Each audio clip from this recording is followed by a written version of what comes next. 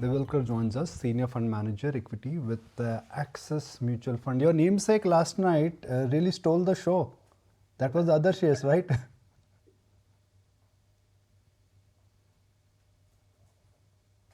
Can you hear me? Yeah, I can hear you. Hello. Yeah. No, I'm saying your namesake last night really stole the show on the cricket match. Yes, that was a great inning. Indeed.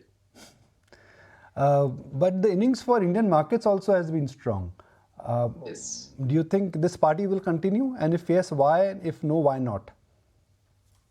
Actually, a while ago, you were highlighting one point, which is really true as far as overall markets are concerned, is good macro, in which there is a interest rate which is low, commodity prices low, fiscal deficit in control. I think the recent number of the GDP growth, which was released for FY25 and Q4, there also has been there has not been any much deviations from the expectations in that as well, though that number absolutely is not what market expected a year ago, but as of now there is no deviation. So broadly, when it comes to all these angles, and then the flows from US to other countries, which is also one trend which is seen. So combine all these factors, definitely the flows are there, which is definitely helping the market. And despite relatively lower growth on the volume front, especially, the valuations are definitely high. Just always I give example of IT sector. IT sector in the first decade of this century used to grow at 15% with around 20-25 P. Second decade it grew at around 10% with 15 to 20 P.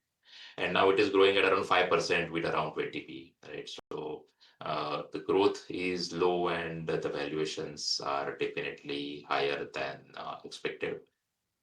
Some of these valuations, it's not only in India. So if you see even IT services globally, if you take the similar companies like Accenture in US, there also they have seen some elevation in valuation. Most appropriate reason is actually over last 3 decades, the higher cash flows and higher payouts which this sector has witnessed.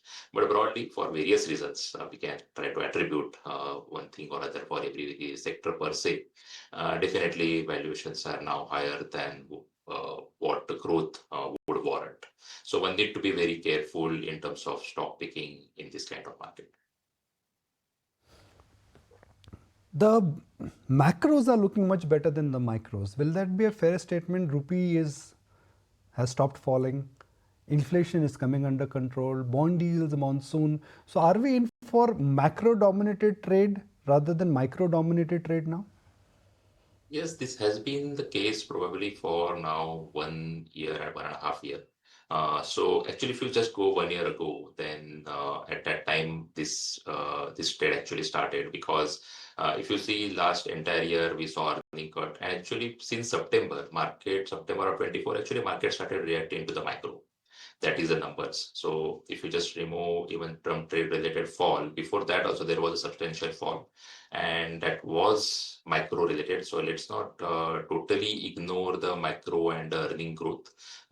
This phase has been a reminder of that, and that's where on a 1 year basis and so on, the returns as such are not as lucrative as one would like to have. So definitely macro is good, and it provides some downside protection to the market, but micro would be important to make money in individual stocks. Yes, good morning. This is Shrishti also joining in. But Shreyas, we just concluded the Q4 earnings season. So help us understand that what were your key takeaways from the earnings season? Other than that, which sectors you believe do offer an opportunity for the long-term investors? Any standout sector that you have spotted? So as far as season was concerned, it was good. I would call out actually versus expectation.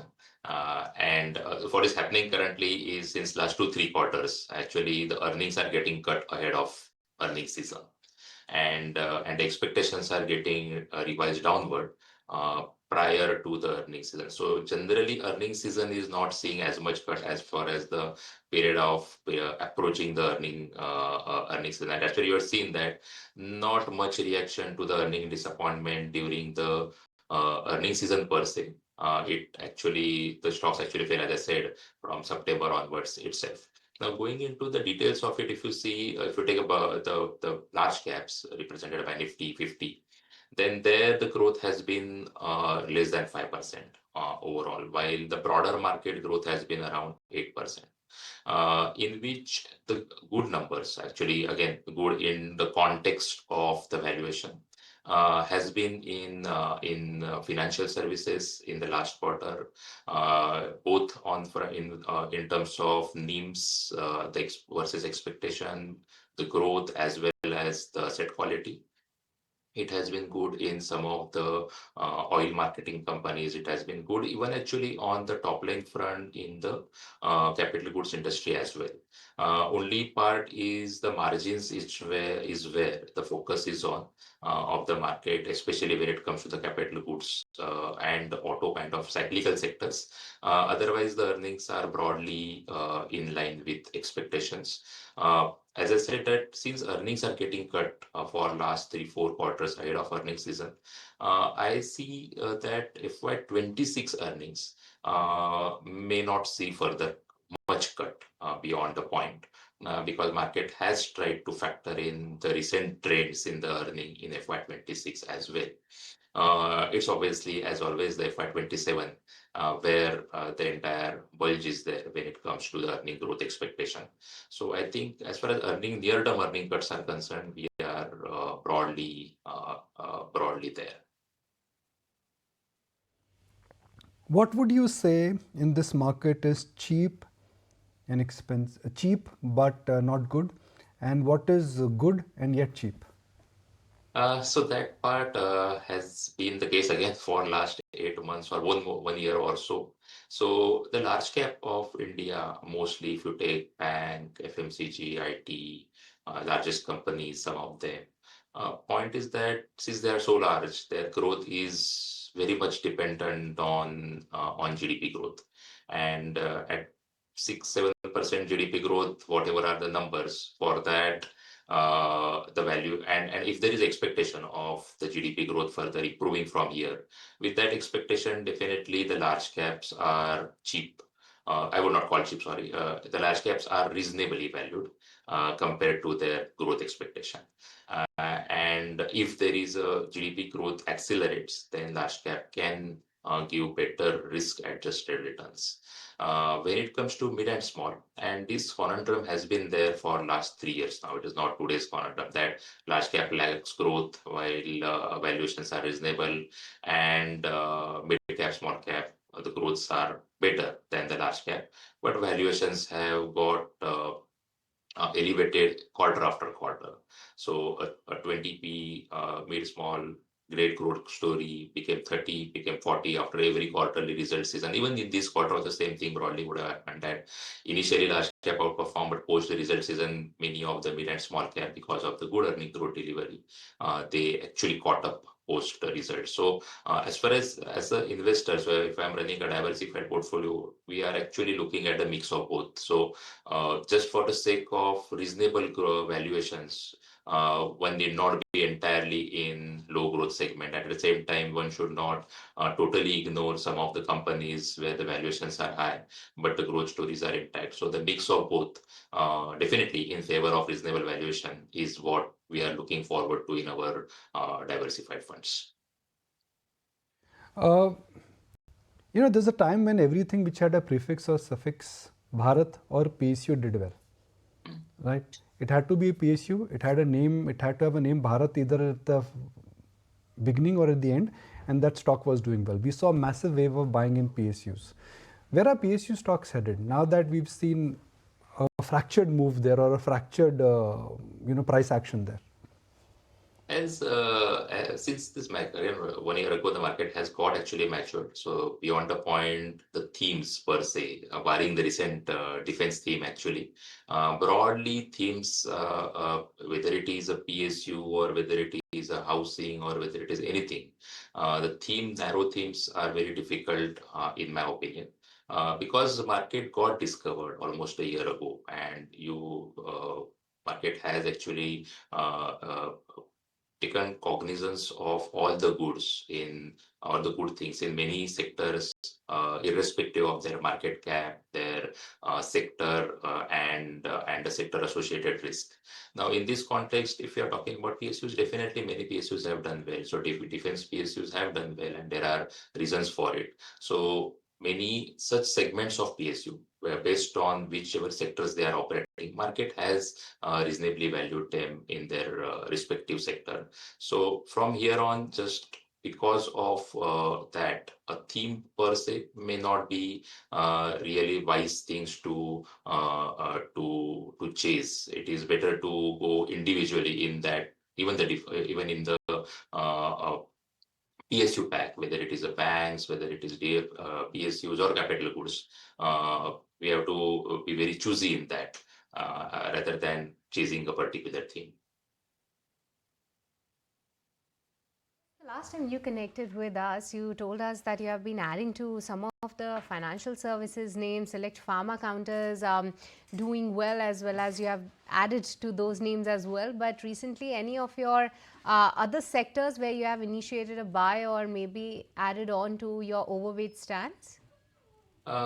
Actually, as you rightly highlighted, yes, 6 months ago, 3 months ago, we had that view. Currently, if you see our changes, whatever we did in last 2-3 months, it indicates that generally it's a stock picking now. Because there was a sharp underperformance at a point in time in financial services. That sharp underperformance is partly covered, not probably entirely. And for it to get covered entirely, there are certain things need to get played out, like deposit growth on the credit front, we getting surprised on that, especially on the retail credit growth front, and without any incremental NPA related issues. So considering this, choosing a sector is difficult today. Rather, it is better to stick to the individual names now in individual sectors rather than going for one particular theme or sector. So if you see in exports as well, because of tariff, etc., certain export-oriented companies are getting hurt. At the same time, we have certain companies in industrials which are doing good, and some of them are facing a challenge of margin pressure, and hence everywhere one need to be trading carefully based on what exactly you are playing rather than broader underperformance, outperformance themes. I'll like to draw your attention to one pocket where growth is strong, but valuations are a function of what everybody perceives, which is the digital space. I can endlessly argue that we should value Zomato on cash flow or we should value it on GVA.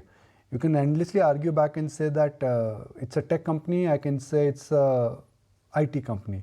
Where is that space headed? It's a high growth pocket. Sure. So we actually classify such companies, and not only quick commerce or delivery oriented, as a platform company. So in the platform companies, you are having, for me, a platform company, even exchange is a platform company, even something like this is also a platform company. Now here, whether the basic model is loss making is the key differentiator in some platform companies versus others. The loss making part of it, and multiple point in time we have seen in history, and not only in such cases, that where the industry is heading eventually is very important. If the industry is heading towards consolidation and leading to near monopoly or duopoly, in such cases, definitely one makes money over a period of time. One need to bear the uncertainty. Actually, if you just, it's not the right thing to compare, but a similar such case has been in telecom in maybe 6-7 years ago, the ROEs of the sector were very low, but eventually that sector got consolidated, and now you see the wealth everyone created. So one need to bet on someone who can last, who has a strategy as well as deep pockets to last longer. So this has been the key differentiator of successful investment versus non-successful investment during tough times of a sectors. There are multiple sectors which are going through such problems. One need to be really choosy in that which companies you want to bet on. Because everyone is not going to be winner. So that's why I gave an example of telecom. So everyone was not a winner, and only one or two became a winner out of it. So that carefully picking those and backing those is very important. Okay, so good having you on the show, Shreyas. Thanks as always for your time. Thank you very much. If you like this video, then like, share and subscribe to ET Now.